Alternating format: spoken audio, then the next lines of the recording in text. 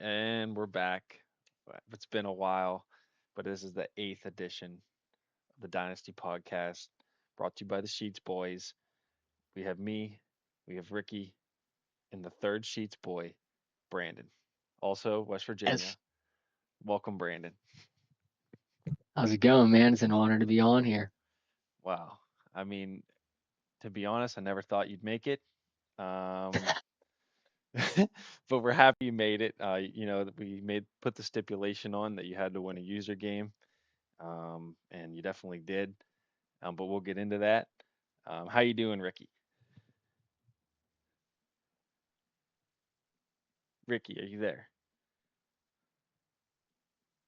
We lost Ricky. Off to a great start.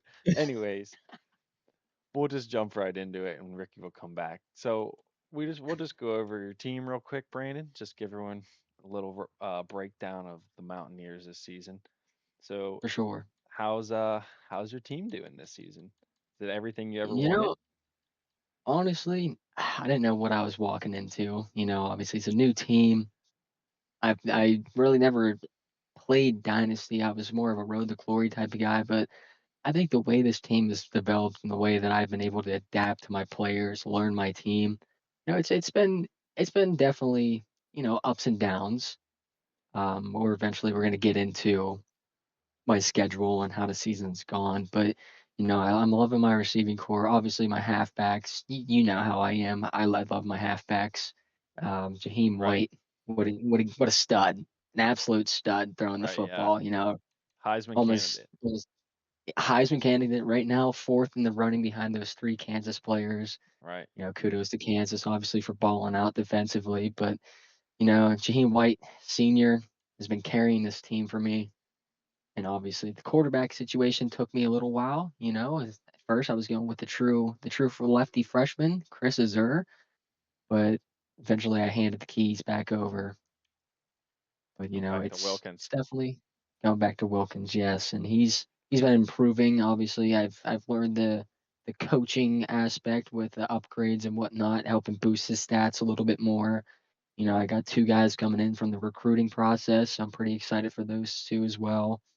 Gonna look at their ceilings and make a decision from there. Obviously, gonna redshirt one of them, maybe both of them. But overall, I'm happy with how I've learned what my team is capable of, what we can do. How I can avoid turnovers when possible. We know that I struggle with the pick sixes, but you got to go through adversity, man. Yeah, you got to learn what you're good at and what you're simply not good at, what to do and what not to do. Yeah. Well, I can definitely see what you're good at, and that's throwing the ball to Trayvon Dunbar. Um, 25 touchdowns um, through the air. I'm assuming that's from the Wildcat. We won't get into that too much, but the Wildcat is a part of your game against the computer, which is fair play. Yes. Yeah. It's totally fair play.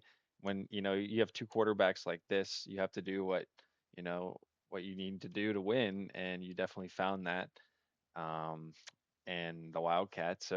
And that's something that is totally legal and you can do. So kudos to you to finding ways to get shit done, and you know how to get shit done against the real people too. Since Ricky's not here, we'll divert a little bit because we can do that because Ricky usually keeps us all together, but we're not gonna follow that right now. So we're gonna skip past this game because no one really cares about this. And we're gonna go down to then this game right here. Brandon, you want to break down what happened between the Mountaineers and the Wildcats? Yeah, so obviously we started the game off very, very strong.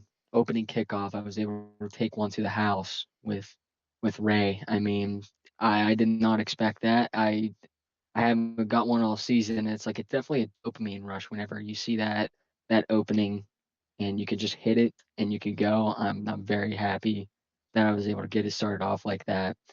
First half was definitely my half, but I went back to my typical ways. Definitely made the game way closer than what it had to be. Through three pick sixes, obviously, Right. we know that I struggle with that there. But I fought back. I needed to win this game. Obviously, I knew Ricky was fighting for a spot in the playoff picture, and I knew that this me beating Zona would have helped this case a lot. And so I fought the best Unfortunately I not. could for him. Oh, there's Ricky. He's back. Unfortunately, there he is. Sorry. But That's all I right. mean, I definitely showed the best heart that I could. Defensively, I'm very confident in Right. my defensive abilities. Not to sound arrogant or cocky, but definitely my defense is more of a strong suit for me than what my offense is. I mean, you can see the numbers there against Arizona. I mean, this is a very talented team across the board. One of the best halfbacks users in the league that I've heard of. I've seen his play. I was just happy that I was able to shut him down with the run game because I know his, like I said, his halfback. I've seen his abilities on his halfback. His halfback's crazy. So again, kudos to my defense though. I mean, my D tackles, I'm gonna miss them. I have a senior there, but I was very, very happy with how my defense played in that game, and defense wins championships, man. Yeah, maybe the Rebels will get a chance to get at the Mountaineers in the Texas Bowl. Texas Bowl will be great, man. I'm looking forward to it if that's how it goes down.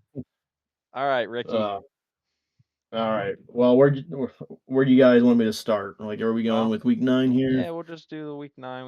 We know it's been a little bit here, so we'll just Yeah. do So the one that's breeze glaring through. out to me right there would be the Bama versus Texas game. Like this was for Texas' season. Honestly, they needed to win this game. Getting to the SEC championship is their only path to make it to the playoffs. And this was a close game. Bama was coming to this game undefeated. Or no, maybe they actually lost to A&M the week before. Um, They but play either way, they play Texas, then Alabama, then then A&M, A&M. then they played me. Gotcha. It was the three straight Gotcha. weeks for Alabama. Yeah, so going into this 3 week stretch, they were coming in undefeated. But yeah, this is the game that Texas needed, and that's why I sort of predicted them to win this one. Yep. Um, Yes, you did. it was a close game, I recall. Just Texas got the better in the fourth quarter. Yeah, they won the turnover battle, so that was important as well. And let's see here what else we got. Well, you have my game up here that I threw the game away. Um, I don't know why I threw that ball. I did what I did. I live with it, Uh, I and mean, I made one similar a week later, but and I should. Anytime you're rolling right and you're throwing late, it's yeah, never a good play. But sometimes you feel like, I can get this ball over that defender that's 10 yards out in front, and your eyes deceive you just for a second. That's all it takes. So I yeah, get it. yep, Unfortunate, and unfortunately, that was your playoff season right there. yep. Texas A&M, they controlled the clock the whole game. They were chewing the clock and making, I was trying to make a comeback there late, and they're putting pressure on, and I just made a dumb mistake trying to catch up. But that's what happens when you go down. So good, good there for the good Jeremita brother. Hmm. Um, so good. It looks Yep. like They got yeah, this is Louisville. actually this might so this game right here might have some major implications later. Looks like UNC took care of business against a very good user here in Casey and Yep. Louisville. Our number one fan. Um, I don't I don't I don't think I watched this game, but it doesn't look like there's actually too many turnovers. It was just North Carolina was Yeah. more efficient with their drives.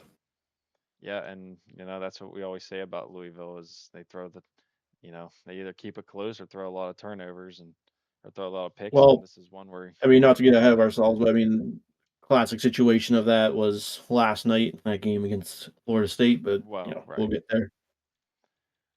Right. We'll But get I there. think that's most of week 9. Yep. That'll be all for week 9. Week 10. So let's start with this. We got 13 plays for LSU. Now, I mean, 13 tries, that's a lot.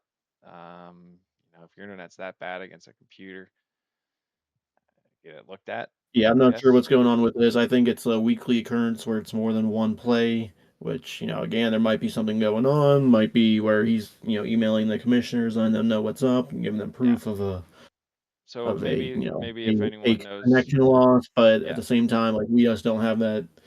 We just don't have that info. verification ourselves, so can't really speak on that too much. But taking care of business against a computer. Yeah, just let us Um, know if if this is well, I mean, they something. don't need to let us know. We're Well, just we're just just random. We're just random. right. Well, I think it's fair. Just I you're mean, playing I think in 13 a larger times. picture, being like, being a little bit more transparent with the league might help with terms of, Right. hey, this person, if you have any questions, this is why X X person has Y plays. You know, I'm okay with that. That's the way. But again, at the same time, they don't owe anyone an explanation. All right. Yeah, It just looks weird if someone's coming like upon the screen like we are. That's right. all. It definitely does. Um, Little eye so it opener. looks like Clemson took care of business against Georgia Tech. Again, I didn't get to watch this game. No. Clemson normally plays games at a weird time or something that conflicts with my schedule at least. Yeah, they're always a early, like a 12 or 1 p.m. kind of kick kind of guy. I feel like And that's then how the ACC is. They're always like a mid morning, early afternoon conference. or like late night. Yeah. Notre Yeah. Dame's always a late night. FSU's either late night, early morning. Yep, which just happens. Get Yeah, them in how just you something can. I've noticed. Because we our So then we local. got to obviously talk about this one here because Yeah, this right. was probably for Bama's playoff hopes. I mean, I guess they could have still made it in as a at large, but A&M took care of business here. Were they won the turnover battle by a wide margin, if I recall this game Yep. correctly. Yep, exactly. And it was in the fourth quarter. When Bama sort of needed to get quick scores, they were unable to do so. They kept trying to push the ball down the field with some streak routes, and Jeremita was just able to latch onto those quite quickly. And honestly, the fourth quarter was as one sided as I've seen in a long time. So, but that's just the caliber of play. I think we all consider A&M a tier one school, a tier Yep. one user. So I mean, just it's one of that new offense he has where he's just able to give you so many rushing looks Yeah, he to dominates the where run game. he's gonna collapse the game on you and make you have to earn each possession you have. So if you are throwing interceptions, even one or two, that might be the difference in not having enough time and having to press for your future drive. So Right. seems like that's what happened here. Yeah, Texas A&M. It's always a hard one to beat. Alabama, I know I gave them a lot of credit in the beginning of the season. We all thought they were going to be, sort of a top dog, or definitely I did. Um, and it kind of fell off there towards the end once they started, getting into that meat of the SEC. Once you run into the Texases and the A&Ms, and Yeah, that's I'm a a decent very player, brutal. but I mean, we'll get into your week 11 matchup. yeah, I mean, that's a very brutal schedule to it end is. conference play. But yeah, I mean, he went 0-3 or 0-4, so that's always, can't win conference doing that. So that's no good for Bama. West Virginia knows all about the Tide. How about it, Brandon? Hmm. Yeah, that was definitely a figuring it out game. I didn't expect to get 72 hung on my head, but hey, it's it's definitely one of those you live and you learn type of I mean, ordeal. it's just one of those things. I figured you'd lose that game just because it's such a steep learning curve to this league. There are so many skilled players. Even the Yes. guys who you might consider tier three, tier four are people that I wouldn't want to face coming on cold turkey. It's it's definitely different. You have to have a different mindset for these games. It's not like playing exhibition or playing computer. And then simply also just not knowing the knowledge and like how each team plays. I think in year two you're gonna have an even steeper leap just because you've been able to pick on like some tendencies, like which teams are the running team, which teams are the passing teams, Mm. which teams keep you honest defensively, all that good stuff. So that's just where we're at. Right. But you've improved through the year, and honestly, you look like you can make the playoffs potentially, depending on some results. Yeah, and honestly, like I know I've said it before in the past, but like you guys, support me, pick me up whenever I'm down. I do really appreciate it. I mean, that first game, it was definitely a humbling experience. Again, not having a lot of online PvP experience with college football 25. I mean, I'm a Madden player through and through. So, I'm glad that I've been able to learn this game more, understand the passing mechanics way better, especially in the online field. It's a difference. It definitely is a difference compared to Madden. I mean, Madden, it's solely ability based. What abilities do you have on your players? What X factors do you have? But in this game, it really doesn't make as much as a difference. Obviously, it does from time to time, but it's again, so it was definitely a learning curve, and I'm happy that I've been able to have support from you, Ricky, Frank, even McMahon. So it's been fun getting to know this team, and I definitely do look forward to a second season with West Virginia. Yeah, I'm glad you stuck it out. Yeah, And this is a very fun league, and we'll just, no matter what the results are, I feel like it's worth being in, and just For the sure. investment that everyone has. I mean, you see it. You see the coldness factor of it that we've been preaching to you.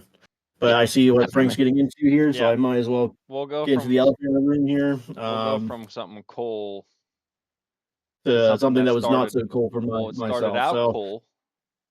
yeah, I mean, I went up 14-0, but then I don't know. I sort of considering myself like big game James here a little bit. I have yet to win a game where it's like a 50-50 toss up. So I don't know, man. Just another one where I let one get away from me. Went back. 14-0, throwing that pick Yeah, after the 14-7 score was it was a big momentum shift, and I feel like I was just never able to recover from it. Now just looking at that, I mean, right there is what I wanted to highlight was I only had 3 rushing attempts all game, so obviously that's something I should have incorporated more. But at the end of the day, you sort of live and die by the sword, and everyone right. knows I'm a passing team, Mm-hmm. so it's just one of those deals where you know just got to adjust my play style a little bit more, but at the same time, I do have confidence in my passing game. It's just for whatever reason it wasn't working out. I have a few theories on why. I'm not gonna really publicize that with another big game looming here next Sunday, but Yeah. just need to get back to what I do well, and I just did not do that well enough Yeah. against Oregon. Also, they run a 3-3-5, which is probably a defense I haven't really run across so far. So I have a few things I think will help me, but the pass rush was definitely getting me in that second half. Yeah. I sort of lost my cool a little bit in the second quarter, like especially with that random fumble by Right. my Yeah. running back.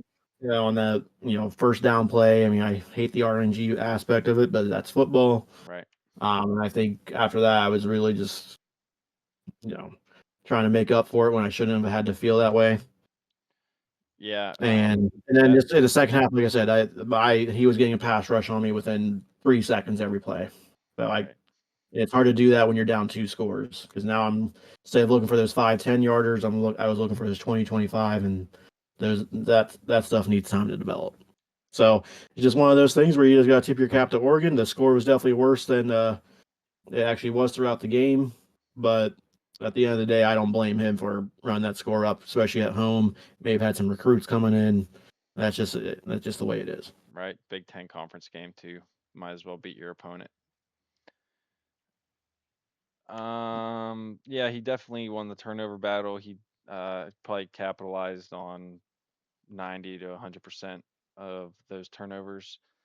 And the game just kind Yeah, of and flipped as you see, away. my red zone was very, very bad that game. That's Right. where the strength of the 3-3-5 really came through.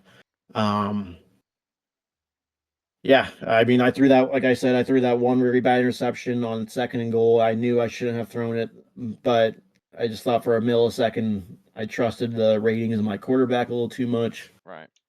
Hey, It just is what it is. totally We'll move on. understandable. Yep. You got Iowa next week, and that's something that we'll be looking at for sure. So we're moving on here to week. Let's see. Oh no, we're on week 10. Let's Oh, touch on that Florida State Miami oh, game. That was a game Miami needed to sort of stay in. It was right above. oh, sorry. Oh, there it is. Sorry. Yeah, that was just the game that Miami needed to stay in contention for an at-large Right. bid from the playoffs. And I just sort of actually saw the result their game this week, so I would say they're officially out. But this was a game that was very close going to the fourth quarter, and then once again, Florida State just sort of put the clamps down defensively. They were, I think Florida State was very, very good on third down with being able to scramble or get some good routes with their running Fourth back. down. They were 3 If for I 3 recall, I on mean it fourth was down. fourth down. Yeah, they were doing pretty damn well in the fourth quarter there. Anytime it seemed like Miami was about to get a stop, just yet another completion. So it is just one of those things. Unfortunately, this Right. is That's again. kind of I how think it's been for the strength of the ACC are these top teams. Your Florida yeah. States, Virginia Tech's, Clemson's. Kind of how There's the just a little bit season's of a been gap for for Bobby them and everyone. this season. It's kind of like, oh, he's there the whole time, and then right at there at the end, like it just kind of doesn't go his way, or he throws like an untimely pick. So Miami's even a top team too. He just got to get over that hump of beating himself. I feel like Yeah, that's I sort of feel that. I mean, like I said, I sort of, he made a comment the other day in the band app saying how he lost to the something like the number 2, 3, 4, 7 teams or something like that, and I feel that was me last year. I lost to number 1, number 3, number 5, all close games. All one right. one was lost in just a 2-point conversion. One was lost in a last second field goal. So I mean that the ACC and Big Ten have been top heavy through these first 3 years, and it's very hard to just. And you have that feeling. I see if I can get to the playoffs, I can do some damage, but it's very hard to get to the playoffs. No, So it's just definitely hopefully is. next year is a better, where you can get over that hump for Miami next year. Yeah, I'm always cheering for Bobby. So we'll stay in the ACC and we'll go to a little North Carolina Pitt. Again, Yep, North I'm always Carolina, intrigued when I see Pitt. I'm always intrigued when I see Pitt with what their turnover battle was. Bob. Yep, right there. It's just unfortunately his Achilles heel every week. So if he's very talented offensively though, and he obviously trusts his passing game for a reason. He can just get those turnovers down, and we can make some of these games very much so more competitive, and you might actually see some upsets here. Yeah.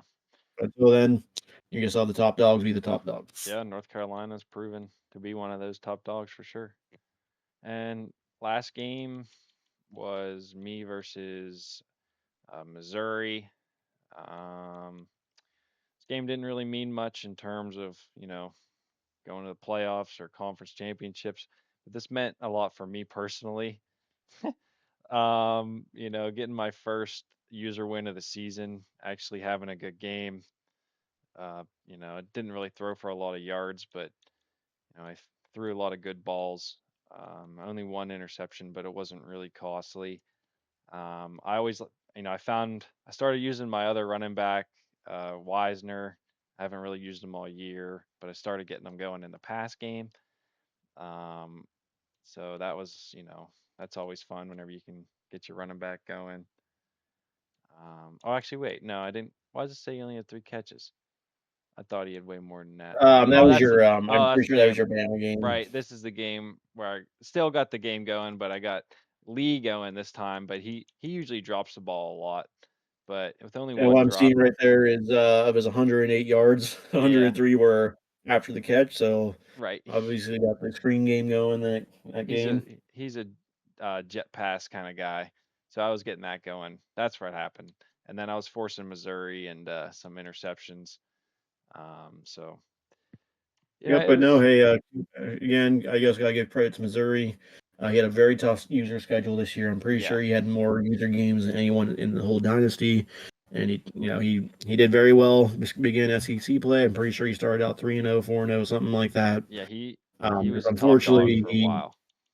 just unfortunately, he just had a tougher schedule than most, and his schedule's gonna make it look worse of a player than he actually is. But now he's got to give props to him. He's a great sport about everything, Yeah, he's and he's awesome. um, you know I feel like he can do some damage next year too. Yep, Missouri's always in on the 5-star recruits. He's in that pipeline, so he's always in there lurking, trying to get people to go there, but no one wants to go to Missouri, so wouldn't blame them. But Oof. anyways, I'll quit taking shots at Missouri. I guess we'll just keep it going. Just try to get the games out of the way. Yeah, so I consider so that we've had two big upsets up to this point. We obviously had Prime's last game where he got absolutely shell shocked by Utah's defensive game and being able to just run the ball down his throat. And then obviously we had Brandon's very big um, upset against Arizona, where he was able to just lock down that potent offense for all 4 quarters. Yep. It honestly should have been like a 15-0 kind of game, if not for pick sixes. But I won't go there. But here was the third biggest upset of the entire dynasty. This is essentially a game that destroyed Alabama's playoff hopes. One that gave you a signature win. So I'll let you speak on that a little bit more. Do you think this was the biggest upset? One of the biggest upsets of the season? Yes, 100%. The implications, the way Alabama's been playing this year, the way you've been playing this year, like this was what you've basically flipped the script from what you've been showing all offensively the entire year. You Well, you scoring 35 points would have been like any other game. all right. So tell us what worked for you. Well, what worked is what I was saying about the Missouri game, which was actually about this game. Is Took care of the ball. I was taking care of the ball. In the past two user games, I've thrown only one interception and 8 total touchdowns. So we're getting a little bit back to normal. Only 7 incomplete passes, but 5 of those were like drop balls, in my opinion.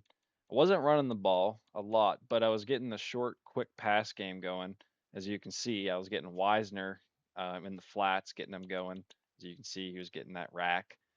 Um, Lee again leading in touchdowns, but I, I was just hitting up Wisner, getting them going in the flats, just taking what Alabama was giving me. He was giving me that short game, and I was just taking it. And in the past I wouldn't be taking these quick little easy throws. I was always trying to take more and take more, and in this game I just said screw it. I'm going to play a little bit more conservative. Play a little bit closer to my chest, and that's what kind of worked for me. So I won the turnover battle. There was only one total, and I won it. So that was pretty key. Um, the last drive of the game, Alabama, I had him. He had me down at the 10-yard line. Had him fourth and goal, and I made the stop there at the end. So it was a great game. It got my heart going a little bit. So it was definitely fun. So I'd say the short game and Wisner were the two things I got going. No, 100%. I mean, look, he definitely got his points still. It just came down to you being able to get that critical stop in the last drive of the game. But defense has actually been your strength all year.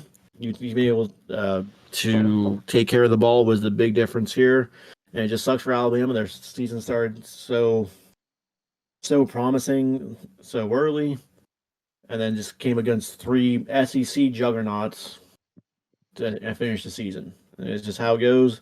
These are tough user games. All these conferences are tough, very all top heavy, and yeah, nicely done, Frank. Needed Yeah, that no, win. thanks. Yeah, that was a fun one. I was definitely smiling after that one was over. Wasn't used to the W this season, so anytime I got one, I was happy with it for sure. And I just Yeah, like well, that. I Yeah, think it was a big confidence builder for you as well. I know you're pretty happy about that game. I wasn't present for that one, unfortunately. I ended up passing out around like 5. So, but no, I mean, you know, as Ole Miss's #1 fan, fins up, baby. That's all I gotta say. I'm yeah, very proud that you're able to pull a win out with this one. It's almost like a revenge game for me. yeah. I definitely had West Virginia in my heart for this one. That's So awesome. that's right, country roads. All yep. right, Country roads. So so so uh, here I got next some. I next got yeah, one, yep. I got some insight. Um, so this is from McMahon. I'm sorry, Nick. Um, I heard Clemson was winning 21-0 with about 2 minutes left in the third quarter. And then next I hear Florida State wins 35-21. So in a 7 minute span, Florida State puts up 35 points, and that's that. Yeah, so looking at this, looks like the turnover battle was even. Yeah, However, when Florida State started to get their comeback, it obviously looks like they probably clamped down on the run game. And then when Nick had to go pass, he just unfortunately turned the ball over, and right. that's Yeah, just the run game. unfortunately one of those things that happen when you are a run heavy team. And Yep. I feel like a lot of the run heavy teams are that way for a reason. They don't trust their passing game. Yeah, looks like So, Florida State got his rushing game going late. yep. And Was that's able. sometimes all it takes. But, that's all I can really say looking at the Yeah. box score. Unfortunately, All I I think we were know. both at work this game. Yeah, we were both at work, and all I know is there was a dramatic collapse from Clemson. But hey, not all's lost. I mean, Clemson's still sitting pretty. I mean, Yep. I'll explain that here later. But big win for Florida State. They basically have clinched their ticket into the ACC championship game Against um, Virginia Tech. against Virginia Tech. That is correct. And it looks like Virginia Tech took care of business there against Pittsburgh. Not Yep. too Nothing. surprising there. Yep. Nothing too We got obviously surprising. talk about that A&M Oklahoma game. It Yeah. was up a little bit up there. Oh, yep. There it is. Oh, there's So so many it's users. like with Florida State. This is the game that essentially punched Texas A&M's ticket into the SEC championship game. Yep. Just absolutely being able to take control of the ball with their running game. Oklahoma kept it close for a while, but fourth quarter it seemed like it was all A&M. Yeah. 15 minutes time of possession. I mean, that's what he does. He eats the clock. He scores on you. Puts the pressure on you that you need to score quick. You turn the ball over. And then he drains the clock. He scores, and then next thing you know, you're down like this 14-3 at the half, and you're just trying to play comeback the whole game, and that's what he Yep, wants you to do. very So very Iowa-esque. yep. So no, it's a great game plan for A&M as long as he can stay on it. So if he stays on his game plan, he's hard to beat. So Yep. So he's definitely, I think, essentially has a ticket with Texas in the SEC yep. championship now, So there will be no a matter new what. SEC champion. It's hard to Yes, there say, will. Were but there any other user games this week? uh, y- If um, I think doesn't that's look it. like. Yeah, that's it for now. However, this we gotta go over one of the computer games actually before we. Oh boy, does this So this is is this the crazy?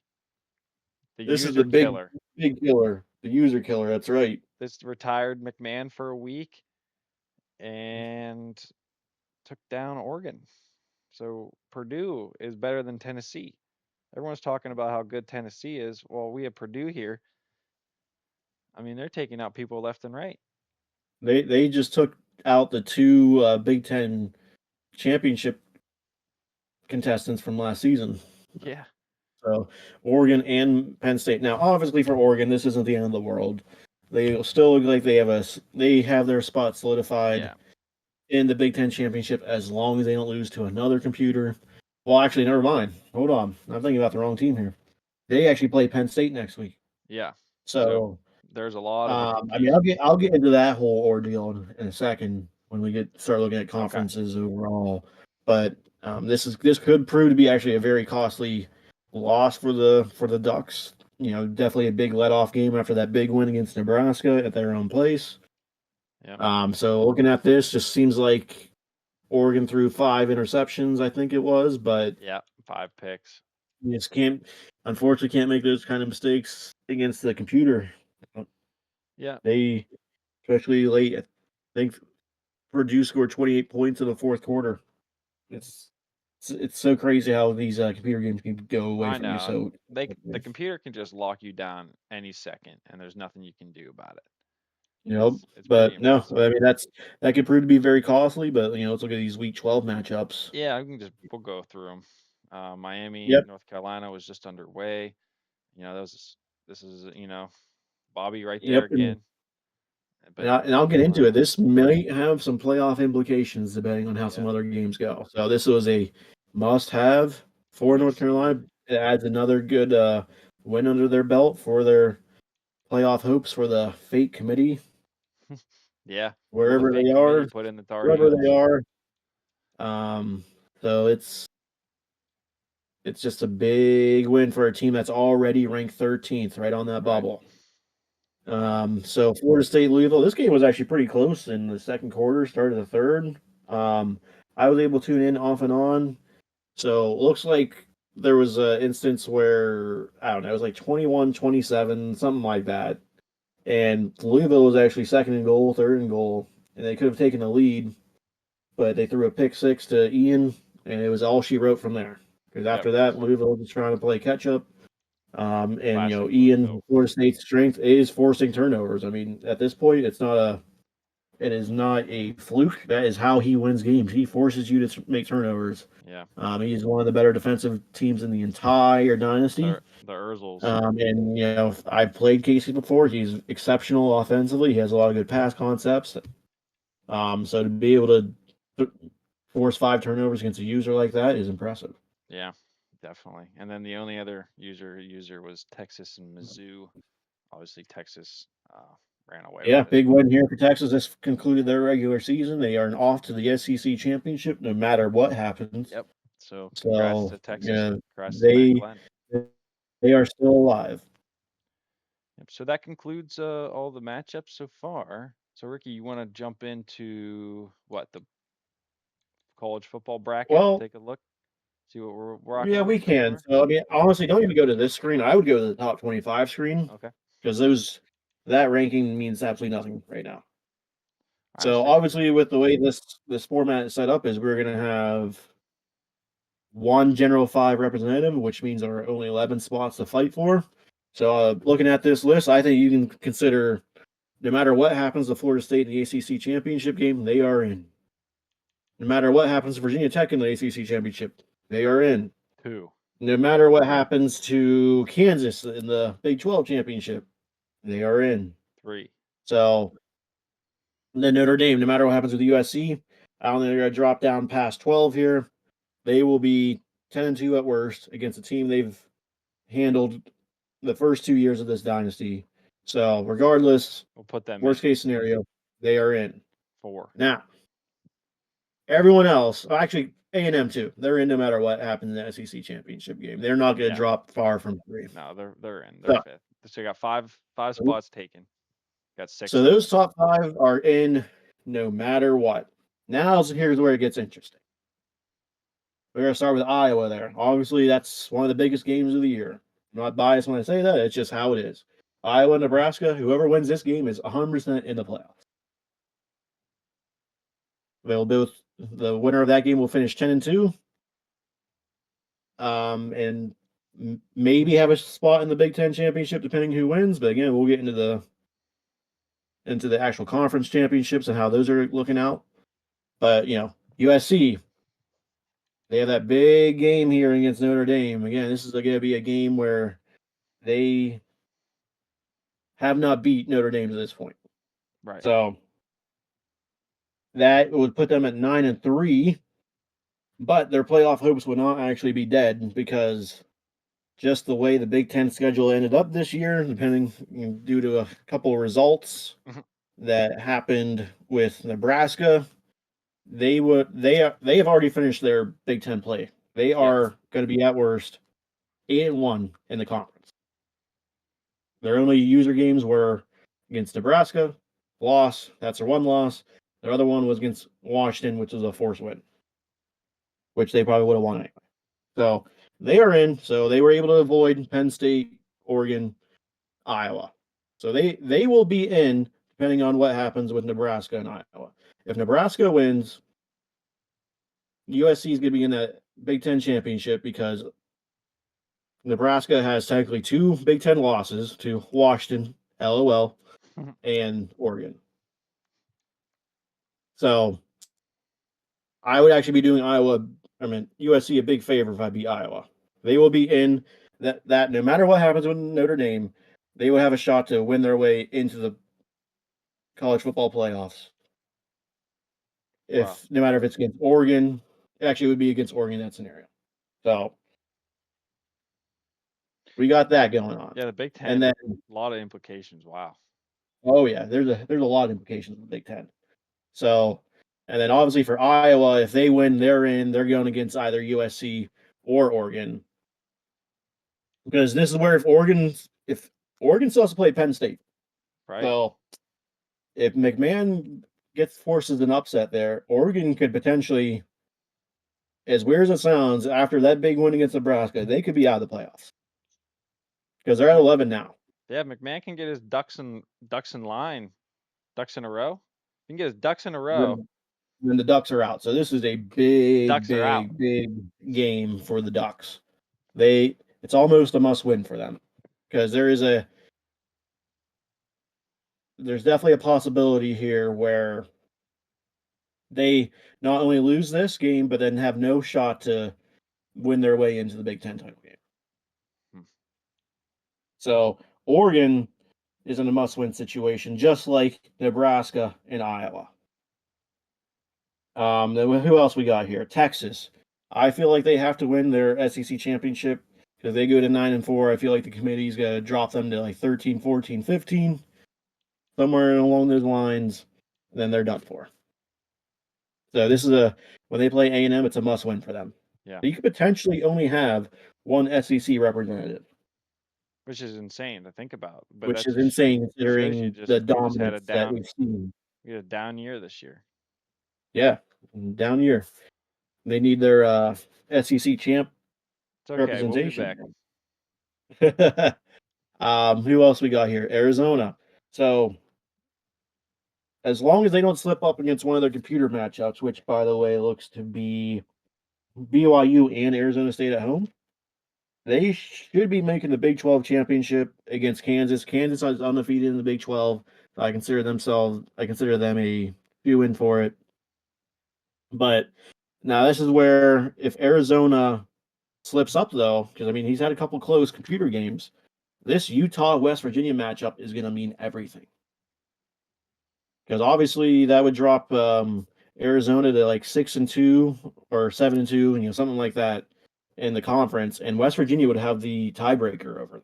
Right. So it could actually be Kansas versus West Virginia, and West Virginia can win their way if they beat Utah. Now that's still a tall task. Utah is a very strong team with running the ball. Doesn't really rely on his passing game, and he's sometimes hit or miss defensively. But I like he shut down USC for a whole half, and that's a good offensive team too. So, oh yeah, and he beat Colorado. So yeah.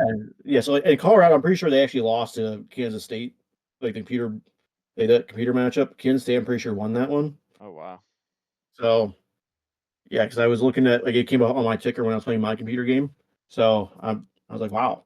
So I mean, it's funny enough, Kansas State might be able to get their way into the playoffs too, but hopefully that doesn't happen. I hate to see computers in there. Hate to see that.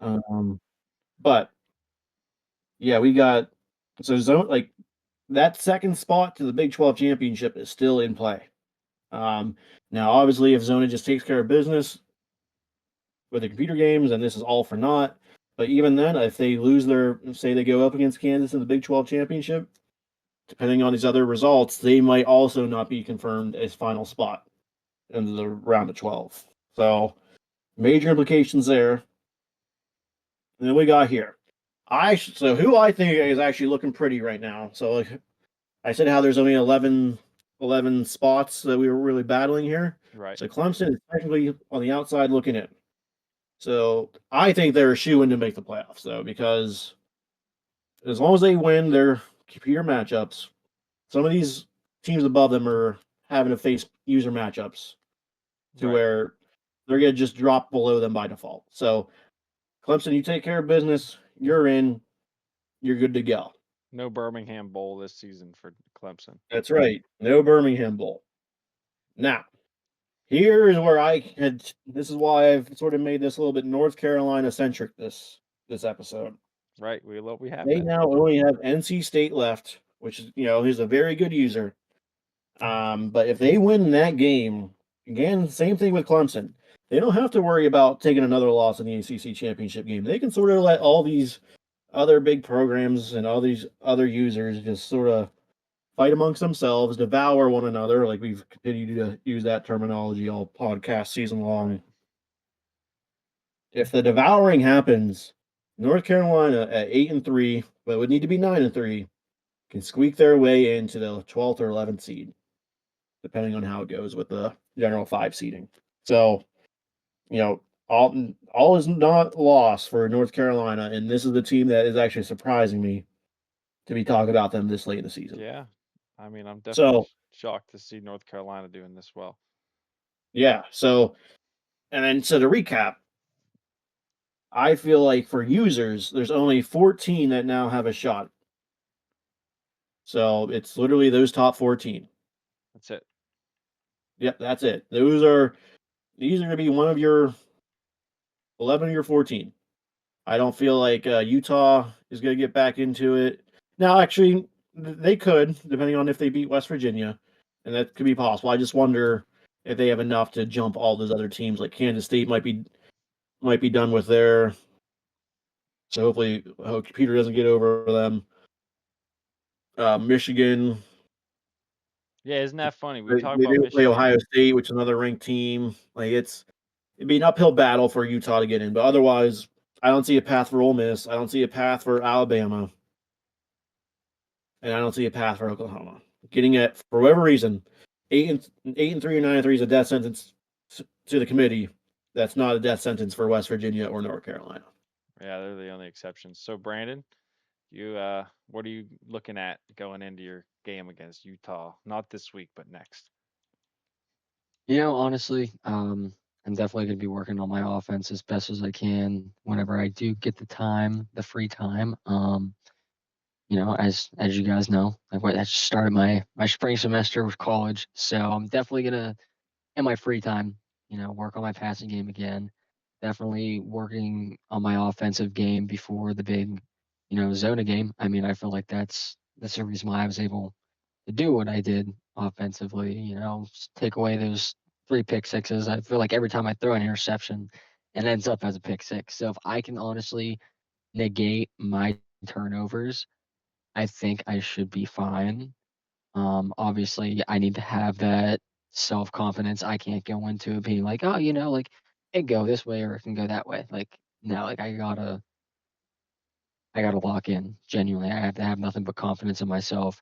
I think that's definitely whenever you're playing another user, if you're having self doubt, even once in the game, it can completely change momentum. You can give your opponent that false momentum and they can take that and run. I mean, it's what you guys have been talking about all season long, turnovers. Can you win the turnover battle? And if you don't, you can easily lose a game. I mean, that's simply even against the CPU. It's you can relate it to real life as well. If you don't win the turnover game, it's going to be a very hard, tough game for you to go and win. But I have confidence that I can possibly sneak my way in, and if I don't, I'm honestly pretty happy with how my team has played this season. Right. Like I said, I'm looking forward to like 1 week at a time. I don't want to jump to conclusions. I don't want to say, yeah, like I can get in, like I got this. Gonna be a playoff team. No, I'm taking it 1 week at a time. CPU games are not a gimme, so I need to lock in tonight. I'm gonna be playing my CPU game right after this. I got to lock in. I have to win that game first, and then after that, game plan for Utah. Obviously, you guys mentioned he's a big run game, so I have to have confidence in my user. I have to have confidence in my D line to make it. My CPU D line. I give a lot of credit. They make a lot of good plays down in the trenches. So yeah, I mean, play with confidence. Take it 1 week at a time. I think that's how every user in this league should take it. It's just 1 week at a time. You're not out until you're out. That's right. So, No, yeah, I mean, good luck to you. I mean, I definitely didn't expect you to be in playoff contention year one, especially after week one. But you've Yes. stuck it out. You got that big signature win, and now your destiny's not in your hands entirely. You can definitely help your chances here this upcoming week. Yeah. So I mean, like I said, whatever happens, happens. I can only have myself to blame for losing a couple user games. So take the losses, learn from them, Right. and I think I've done just Yeah, that. man, that's up. I've definitely improved over the season. I'm pretty happy with my competitive play. I mean, you guys even have said it to me, gave me the compliment, and with my defense, my user's definitely there. It's a matter of fact of how I play on offense. My defense, I do have confidence in my defense. I have a lot of young, fast guys that are capable of keeping up with receivers. My zone defense, I have confidence in my zone defense, and I will run man. I have no problem with running man.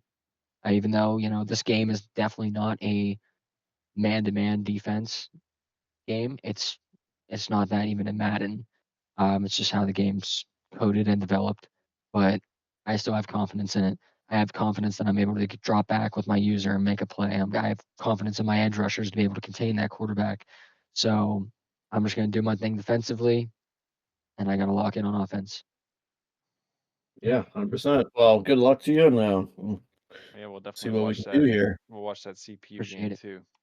We'll be cheering you Yeah, on. so I mean, I guess we should close this out with looking at the Yeah. what we We're, what we should look at the actual matchups that are coming this week, week 13, yep. and Well, here and I was just then go off of who we think is going to be in these conference championship games, who win those, and then probably close it out with our playoff predictions. Not like the actual who wins it all, just who's going to make it. right. Yeah, I just wanted to take a quick little peek here at the recruiting, just a little update. Still pretty much the same top five. Just see where Brandon is, see where he's at in the Big 12. Only 7 guys so far, but it looks like you got 2 QBs coming in, one for the future. I know you're excited about that Pochich guy, and we were battling for that strong safety there. So, look, it doesn't look like you have a lot of guys, but it definitely looks like guys that you definitely need. So, Yeah, definitely. I mean, like I said, I'm happy to have two options at quarterback. Whenever the season advances into the off season, I'm able to actually look at their ceilings. I think that's the most important thing is whenever you get those guys, they can definitely look good on paper. But if those ceilings are capped out, I mean, you got to take your lumps. And you know, if they go into the transfer portal on their own, I mean, you can't get mad at it. Just definitely ceilings. You never know until you know. I mean, they can right, have high potential. They can have a high overall at the start. You can recruit a quarterback that is a high 70s or low 80s right off the bat. But if that's their max potential and they're only getting a couple overalls better, do you really want to move forward with that guy? Do you want to go and find another guy, whether that be recruiting a freshman or do you go to the transfer portal that next season? So, I just got to weigh my options. I know Khalil. I mean, Wilkins, he has a high potential. He has a high ceiling. He can only get better. I know that for sure. So he will be my quarterback next season. Said it was definitely a love hate relationship at the beginning of the year. I've come to love the guy. Like I dripped him out a little bit, and I'm liking him a little better. So as of right now, Khalil Wilkins is going to be my starting quarterback for for next season. sounds good. Yeah, it's Good. very exciting. So yeah, we'll get to what Ricky won here, and we'll talk about the Yeah, very exciting Week 13 matchups. There's not a lot, but there's definitely major massive implications. implications. Yeah, And we'll it's start here mass. with good old North Carolina, Battle of the State here.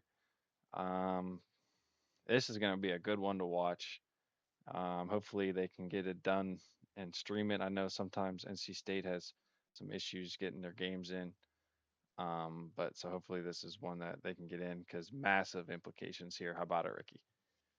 100%. So, with that in mind, I guess I'll start the predictions off. I will go with UNC just because I like what I feel like they're starting to get confidence in themselves in these user matchups, which again, I keep saying, keep preaching. It's a skill in of itself.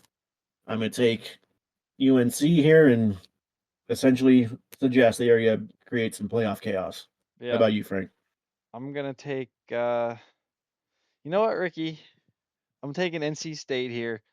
Um, it's at North Carolina. I know it's a rivalry game, so I know they throw the overalls out the window. So I think NC State's gonna get the better of North Carolina. I just have a feeling Oh, about it. Brandon? Yeah, I'm gonna have to go with you on this one, Frank. I like a good underdog story. I've definitely been an underdog a few times this year, and I can only see NC State winning this. Honestly, I think it's gonna be a lot of pressure on UNC, and maybe that pressure gets to their head. I mean, this is a big game for them, so Yeah. it's gonna be, can you perform in this game? But NC State, I have faith in you, man. Go Pack. All right. This is the one that Ricky can't contribute to. Um, At least I can't predict. I'll tell you everything else well, after no, your you can prediction. contribute. Yeah, that's what I meant. Ricky can't predict, but he can contribute. Ricky can always contribute. Ricky, Yes. go ahead and tell us what you think, and then we'll give Well, us. these first 2 years, I mean, this is probably my rival of the whole dynasty. This is the team where I need to get the over the hump to get where I want to be. And the great thing about it is we have two completely different philosophies how we do it. Now I know Iowa is starting to pass the ball more, all that stuff, but when it comes to the nitty gritty and these user games, he's still gonna try to run it down your throat. He's still gonna try to get that screen game going. So it's up to me to try to get that to stop, and otherwise force him into some situations where he is not more comfortable, which is the passing game. But that remains to be seen. I have not done it thus far. I've Right. looked into some ways to do that, not just with him, but against these other guys. It did actually work well against Oregon. My offense sort of set my defense up for failure, but I digress. This is the keys of the game are just simply it's gonna be, can I get my passing game going, or is it gonna be like what Oregon did to me and they clamped me down after a quarter? Because Iowa, they do not turn the ball over. They will chew that clock. They will play good defense. So it's just a matter of, is my passing game going to be able to do what I did last year, where I controlled the game for 3.5 quarters? I made the one mistake. And that's the other thing. I cannot make mistakes with this game like I did against Oregon. So, I'm excited about this matchup. It's one I always look forward to. Bake is a class act. He plays the game the right way. He plays it smart. He's an awesome guy, from what I can tell, just through text. So, no matter what happens here, I wish him luck. I mean, he's one of my favorite teams to watch in the playoffs if he gets that far. Obviously, for selfishly, I want to prevent that from happening, but I feel good about it. I feel good about my team this year. Even after the loss to Oregon, I still am confident in my ability to get the ball down the field. Just chalk it up as something that was, just user error, and hope to patch that up. So I'll leave it up to you what you guys think, but Brandon, always a good game here. Yeah, Brandon, go ahead. yeah, I have confidence in you, Ricky. Obviously, I've stuck by you all this season through all the ups and downs. So I have confidence in you. I mean, you're at home. You got to take advantage of that. That the stadium needs to be bumping. I mean, if it's not bumping and you can't get that momentum going, I mean, it's going to be tough. But I have confidence in you. I mean, I've watched your games. I've seen your offensive attack. I mean, there's very little flaws in your past games. I mean, you make good reads. Obviously, just unfortunate what happened with Oregon. I mean, I don't know if it was just a delay that got to you, how it got delayed a day or not. It could just be that. But I do have confidence in you. I know in big games that you do come up and you make the plays that you need to make. And I have nothing but confidence in you. Obviously, I mean, you're the 10 seed, they're the 6 seed. So they could be favorites in other people's eyes, but in my eyes, I got Nebraska. Well, you might know what Ricky can do on offense, but have you ever seen what Iowa can do on defense? I'm taking the Hawkeyes. I'm sorry, Ricky. Hey, I'm that's the taking unfortunate truth. Iowa has been there. Iowa has beaten you before. And this is just simply, I need you to see it. I need to see it before I can believe it. I got all the faith in the world in your offense. I know how good it is, but it's just, can you pull it out when it matters the most against a team that's gonna be stopping you sometimes? And it's just, can you get over, being stopped a few times? You're gonna maybe throw a pick or two, but can you stop him on defense? Because you know what's coming. is he's going to be running that screen game. He's going to be running the rock. He's very effective in what he does. So, you know, a key for you is to not get behind early, because he's another guy you don't want to get behind on it really early because it's hard to claw back. So I'm going to take Iowa, Ricky. I'm going to take it in a close game. I think you're going to have to play lights out defense here to stay in this one. No, that's all fair. It's like the way the game went last year is I scored on every single drive except my last one, a pick, and that's all it took for him to win Right. that game. So So let's make that's this just year how it goes. different, Ricky. But right now I got Iowa, but I hope you prove me wrong. So, No, that's a very good pick. I'd probably pick Iowa here too, just based off precedent. all right. So we'll move off of that and we'll move with the Battle of Georgia. I don't know if Georgia's here or not. He hasn't been around, I don't think, but this could be a They fun said he was one to on watch. vacation. Okay, if they do play this would be a fun one to watch. Georgia's got bowl game eligibility on the line. So and Georgia Tech could maybe get one if they win 5 games. I'm not sure how that works, but the winner maybe gets a bowl game. So big implications on this game. If it does get played, I am taking Georgia, simply because of the team overall. Um, Georgia Tech might be the better player, but I think Georgia Tech's team will take over and be the deciding factor in this one. Yeah, I think I'm actually gonna take Georgia Tech in this one. I know they were down this game, and I know they eventually got the forced loss, but I liked what I saw in that second quarter against Pitt. They clawed their way back from 28 nothing down, 28-21, something like that. Um, so I'm going to take Georgia Tech here. I think they can force some turnovers, and that'll be all she wrote. Mm. Brandon? Yeah, I mean, I know earlier in the season, Georgia, I mean, they had that star-studded running back. He's doing his thing at halfback. But as Ricky mentioned, I mean, I was watching that Pitt and Georgia Tech game, and honestly, I mean, the comeback was there. I don't know if it was just the lag on Pitt's end, what was, making them mess up and start to choke his lead. But I seriously think if Pitt and Georgia Tech would have played that game the whole way through, I think Georgia Tech would have came back and won. That's just my personal opinion. So with that being stated, I do see Georgia Tech going on the road into the doghouse and winning. Okay. Oh, is that everything this week?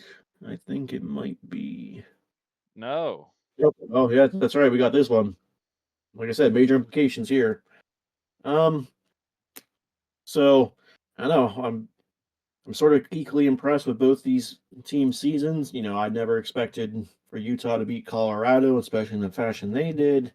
And again, I never expected West Virginia to actually like I said in this podcast last time that I could see you winning that game, but the way you won that game, if not for those picks, because this would have been a 50-0 kind of game. It would have been an absolute blowout. Would have been not close at all.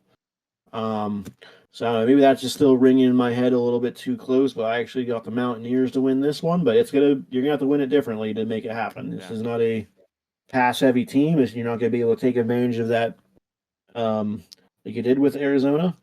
Not that they're really pass heavy either, but it all comes down to how you stop that run game. You Yeah. stop that run game, make them one dimensional, and yes, advantage West Virginia. But it's gonna be a very close game. It's gonna be, I think, whoever has possession last wins, and I'm just gonna say Mountaineers. Yeah. It's funny. This is the only one so far that we're both agreeing on. I'm also taking West Virginia, not just because Brandon's in the podcast this week or anything like that. It's just I simply think West Virginia.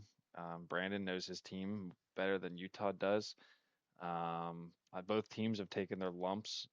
Both teams have also won pretty big matchups. So this is a wild card sort of pick'em game, and it also could be potential Big 12 championship implications if the certain chips fall the right way. But in a pick'em game, I'm gonna pick my friend. I'm picking West Virginia. So go Mountaineers. Yep. So, what are your keys of the game there, Brandon? What do you feel like you have to do well to win this one? I mean, like I said, I definitely have confidence in my defense. Um, with Arizona, I know that they were a good run team. I mean, I seen the stats on his halfbacks. I mean, his halfbacks went down for a couple games. He had wear and tear on his halfback, but I mean, it was still a 90. I believe it was a 98 or 97 speed halfback. So I was able to still shut down his run game. I was able to shut down his pass game whenever he had to look to that. So I mean, my defense got to come up big. I got to limit turnovers and play smart. I mean, play smart, and I win the game. I play stupid. I throw dumb interceptions. I throw dumb passes. I'm losing the game. It's as simple as that. I can't throw those turnovers. I can't throw pick sixes. And if I do throw an interception, my team's gonna have to rally and tackle him before he can get into open field. That's definitely, one thing that my offense obviously will lack is open field tackling. So Yeah. I gotta play confident. I Just play can't within your playbook. exactly. Yeah, It's simple. I know what my plays are. I can definitely change it up at any time, and I just have to have confidence that my quarterback can sling the rock. Right. Yeah, no, 100%. So let's go over LSU Texas A&M quickly here. Yeah. Like I said, no matter what happens here, I feel A&M's in the championship game no matter what. They are. Yep. But from what I've seen with A&M, they're very efficient. They shorten the game. They don't make many mistakes offensively, and I know LSU unfortunately does. Yeah. So I'm going to take the Aggies here, probably by 10, 15. It might be closer. LSU's going to get their drives, but I just feel like fourth quarter, third quarter, man, like the Aggies do it better than anyone in the dynasty. Yeah. They clamp you down and make you earn those drives, and I don't think LSU is efficient enough to hang by the fourth quarter. Right. Yeah. I'm also taking A&M. He's gonna force a lot of turnovers. I think Duke's gonna throw a lot of picks. Um, I think Texas A&M's gonna win by 3 possessions or more, in my opinion. I think A&M is just that good of an opponent this season. So I'm gonna take A&M in sort of a blowout.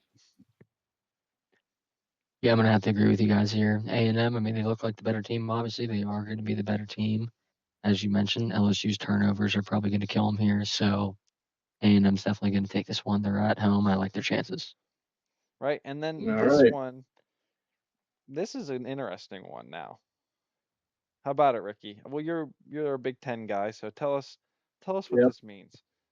So this one's just very intriguing in general. You're gonna see that 6-5 Penn State and be like, wow, they shouldn't even belong in the same field. But McMahon probably had the worst schedule of anyone this year, if not, at worst, top three toughest schedule.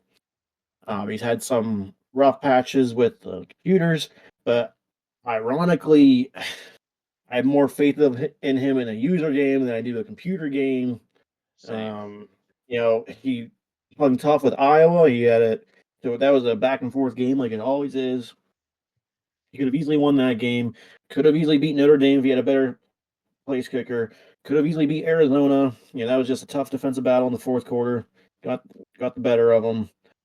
I feel like there was another one there. But the point is Nope, Penn maybe State's been there.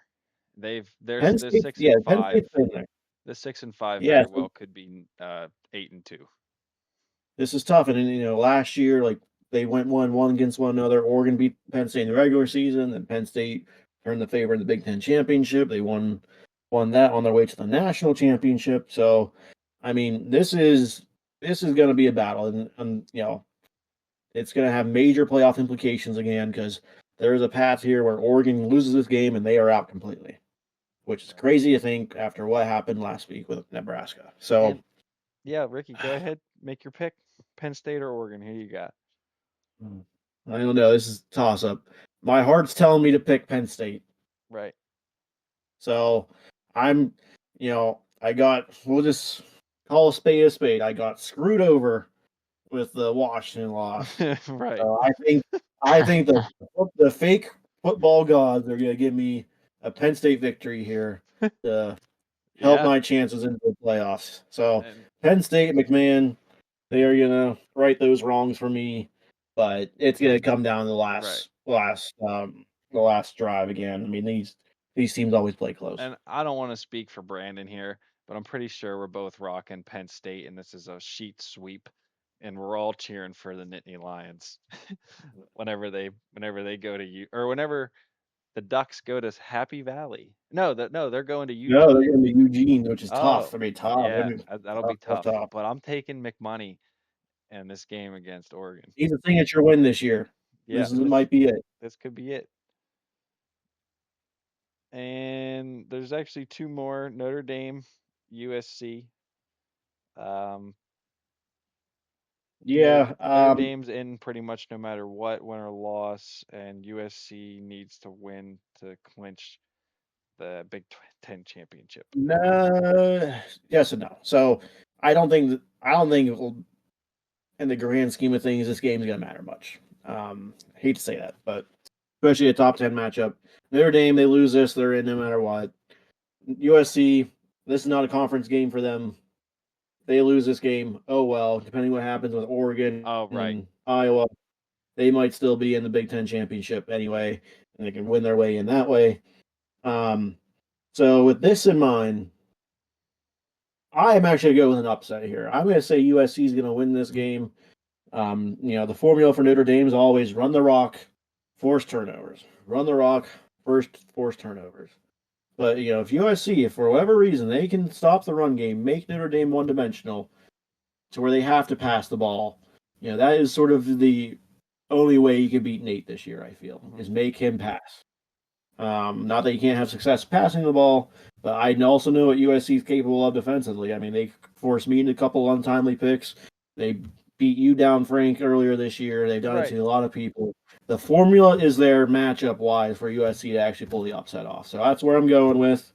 But with that said, there's still a possibility, no matter what happens here, where both guys can get in the playoffs. Okay. So you're taking USC. Taking USC in an All upset. right. All right. Well, I'm going to take Notre Dame, and I'll tell you why. So you said USC beat me down. I wouldn't say he technically beat me down. He did beat me. I did throw two pick sixes in that game, so I had a case of the West Virginias. So I'm not trying to take anything away from his win against me. I'm just saying that USC does struggle scoring the ball. So if Notre Dame can just score whenever they have the ball, keep it clean, don't turn the ball over. I think it's going to be very hard for USC to score.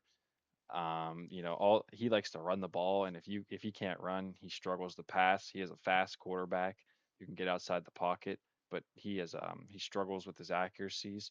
So I think Notre Dame will win this. So I'm taking the Irish just simply because he does have a really good defense and USC does struggle offensively. So I'm taking Notre Dame.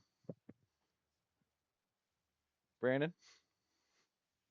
Yeah, I mean Notre Dame, that's my team IRL. So I got to go with them. I mean, I hopefully they can win this big game, unlike they couldn't do against Ohio State. Hey, we don't talk about that. We So, only talk about football that matters. That's right. Um, but so yeah, no, we'll I hear. take Notre Dame to win this. All right, sounds good. So we'll finish it off. The Battle of Florida. I don't. Yeah, I'm I'm just gonna taking the take FSU Seminoles. here for sure. Yeah. Um, I mean, nothing I've seen from the Gators, unfortunately, tell me they will pull this upset off. But I Yeah. am always All for it. glad to be wrong. I hope he gives Ian a really good game here. What can get Ian in trouble sometimes is throwing those picks early, but it seems like he always claws back anyway. So I mean, over a 4-quarter game, I just feel like Florida State's gonna Yep. cause more turnovers and then just run the rock when they need to. So we're gonna go with Florida State and probably a big win. Yeah. Florida likes to run the ball, and if he can't run the ball, he struggles. So yeah, I Yep. think we're all taking Florida State here. So let's see. And then the Army Navy game. Who we got? Army or Yep. Navy? Both 1-8. I Both always have a. go Navy. I'm a Navy guy as well. I always ride with the Navy. So Brandon, who you got? Army Navy. I'm gonna have to take the Navy here. So it's a sweep on All right, the sweet. midshipmen. All right. So with that in mind, we go to the conference championships. Now, obviously, they're not going to show up here, Yeah. but essentially, you're going to have here's what you're having in the ACC, no matter what. You're going to have Florida State versus Virginia Tech. Who, who, you, who, you, boys got? Virginia Tech. Yeah, I'm gonna have Brandon? to go same thing there, Virginia Tech. I won't give any Yeah. reasons why. I'm just doing. We're doing a pick 'em. Uh, I guess I'll give a little bit of analysis then, just a little quick snippet. I'll give Virginia Tech. I mean, I just feel like they're strong in every facet of the game. They can run the ball, they can pass the ball, they can force turnovers.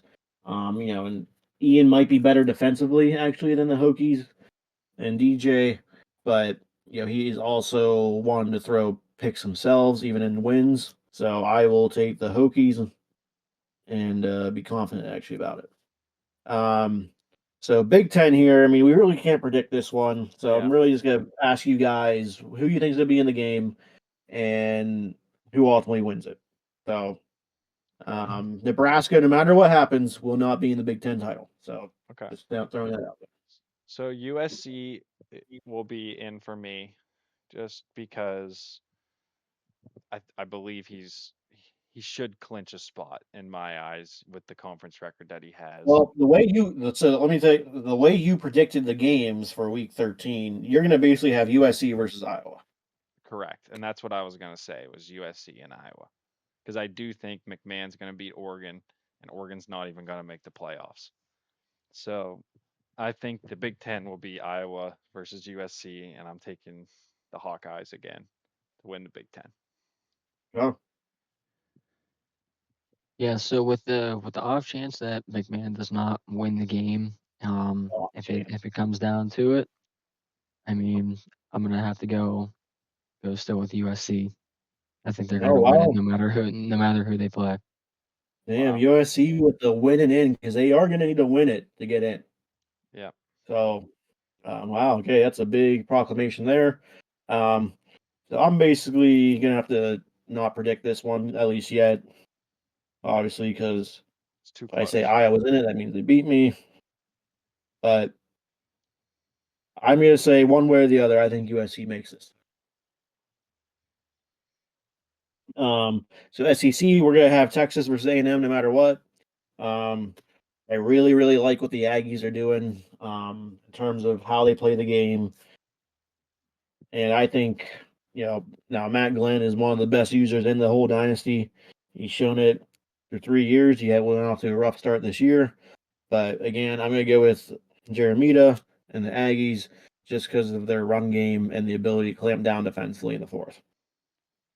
I'm taking the Longhorns, and I'm taking them because they always seem to win the big game. Um, you know, they won in the playoffs last year. They made it the whole way to the title game, and the year before that, and they played me in the SEC championship. I mean, I know I won, but then in the playoffs, he won his first game in the playoffs. So I think I'm going to take. Oh, I am taking the Longhorns just simply because Matt Glenn knows how to win in the big moment. So that's why I'm taking the Longhorns, and that's the only bit of info you're getting out of me. Yeah, I can go with Frank on this one as well. I mean, seeing a few of his games, I mean, I definitely think that he's pretty good at what he does offensively and defensively. So with the SEC, I can definitely confidently say that it's going to be Texas. Oh, and then we have last but not least the Big 12. Again, a team that's usually flying under the radar. Kansas, no matter what they're going to be in. Question is if it's Arizona. They will be in if they win both their computer matchups. If not, it's going to have to be. It would be West Virginia if you win against Utah. If not, Arizona can actually probably still be in because they have that tiebreaker of Utah. Because they're 45-0 win or something like that. So I'm just gonna say, for argument purposes, it's Kansas versus Arizona. I'm gonna take the Jayhawks. I really like what Yep. they're doing. I really like actually their defensive side of the ball these days. So I'm gonna take the Jayhawks. They're just more of a complete team. Yeah. Uh, Kansas as well for me. He's built that program up pretty well. So I'm also going to take Kansas. Sorry, Brandon. I don't think you're going to make it. I just simply don't think the cookies are going to crumble in your direction um, this season. But hey, you'll build on it and you'll come back strong next year. But this year, I'm taking Kansas to be the Big 12 champ. Yeah, I mean, with if I do get lucky and I get in, obviously I'm gonna have confidence in myself and try to win that game. I mean, it was close earlier in the season. Obviously I just made some stupid passes. Obviously that's what lost me the game. But if it does come down to it, I'm gonna take Kansas over Arizona. Yeah, that pretty much wraps everything up. I mean, I'm probably too early to say who really thinks going to make the playoffs. I mean, Yeah, pretty much. we'll have an end of the year one. We'll wrap it Yeah, we'll all try up. to get one. I know my schedule's been a little bit busy lately. We'll Um, get it all figured out. Hopefully, it gets a little bit better. But Looks like I think we'll have Kansas. one for the end of the year. Yeah, Kansas running away with the Heisman. He's got two stud ends. It looks like 6 sacks, 2 sacks. Definitely knows how to take advantage. Those So, computer matchups, yeah. But yep. um, yeah. So hey, might be Kansas this year. This year. Yeah, yeah, could be Kansas, could be Iowa, could be I don't know. It's really anyone's game this year. It's honestly up for grabs. There's It is. lots. So here's sort of the situation of it is, a lot of these top tier teams, like who we thought would be top tier, Colorado, Penn State, they're not even involved. Um, the other so-called favorites might not make it. Ole Miss definitely doesn't make it. Texas might not make it. Iowa might not make it. So now you're looking into the next tier of guys, obviously under the preseason lens. So Virginia Tech, he might be the team to beat. Might be Florida State. They've had a pretty damn good second half of the year, but I mean, the ACC has sort of just played itself, so it's and not even a lot of each other. So it's hard to say. Like, we're just got to wait for these playoff matchups to really make Yeah, a no, it's gonna be a fun. proclamation of It's gonna be a fun who's end of who, the because year. we've had a lot of Big 12 versus SEC, a lot of Big 12 versus Big 10, but like some of those matchups, the people we thought were the top dogs ended up not being so. Right. Um, because Arizona beat McMahon, then got trampled by Iowa. Then you got, I mean, I don't think Kansas has played a lot of a lot of big user games out of conference, so it's just hard to say Yeah, where playoffs are these when it gets conferences rank up. really interesting. It's hard it it's hard to say who is the favorite of each one. It all comes down to matchups. So just like in the real world, but we'll just have to figure that out. We'll have an episode where we sort of once we have this playoff bracket, we'll go off that and obviously recap of what happened over these next 2 weeks, and hopefully it rolls around quickly. And then now the really exciting part comes in, then season three's a wrap. Yeah, I'm definitely one of the few folks that are looking forward to season 4, but I'm Yeah, definitely hopefully I'm a excited. part of it. Hopefully Brand's a part of it. We'll Right. just have to see. Yeah, no, You I'm bet your I'm ass I'm excited. coming back for another season. Yeah, I'm Oh yeah, excited. I'm we're all excited to see who wins it this year. I'm excited to see who wins all these conference championship games, and just how this whole bracket's going to get all laid out. So it's very exciting. Also, just all the all the bowl matches. Those are always fun to watch. So hopefully we get some of them as well. But if you guys don't have anything else, I believe Yeah, that's all. no, I really don't have anything in terms of that. Just sort of like for anyone that actually keeps up with the pod. I Yeah, think we sort of just got to get like a little schedule here because after the regular season ends, we're gonna get into those playoff matchups, and they're gonna happen really quickly. So then we're sort of looking at our off-season stuff. There are a couple topics that I want to talk about. I want to talk about some, just a recap of the whole year. yeah. Um, who surprised us? Give out some of our own awards, I suppose, Oh yeah, we could give out EA does, awards. since EA does a very poor job of doing that. So I feel like that'd be very good to do. Yeah, the award And show. obviously, looking ahead to the transfer portal.